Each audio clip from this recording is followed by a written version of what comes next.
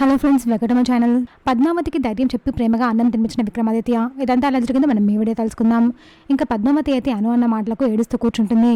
ఏంటి పద్మావతి ఇలా బాధపడితే నీ కడుపు నిండుతుందా? పొద్దు నుంచి కూడా నువ్వు ఏమీ తినలేదు, ఇలా అయితే ఎలా అని విక్కి అడుగుతాడు. సారు, చిన్నప్పటి నుంచి మా అక్క నన్ను అమ్మలా చూసుకుంది, అలాంటిది ఈ రోజు నన్ను ఎన్ని మాటలంది, ఇంకా ఆకలి ఎలా అవుతుంది అని పద్మావతి అంటుంది.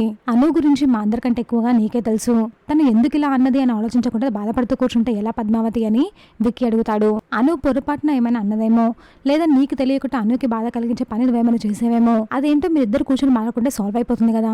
ఇక్కడ నువ్వు అక్కడ అను ఏడుస్తూ కూర్చుంటే ఏమొస్తుంది చెప్పు? మీరిద్దరు బద్ధశత్రులైతే కాదు కదా పద్మావతి. మీ అక్క దగ్గరికి వెళ్ళు, ప్రాబ్లం ఏంటో కనుక్కో, మాట్లాడు.